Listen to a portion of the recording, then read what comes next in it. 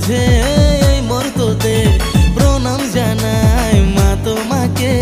ভালো রেখো মা জগৎটাকে। কাশফুল ফুটছে বাগানে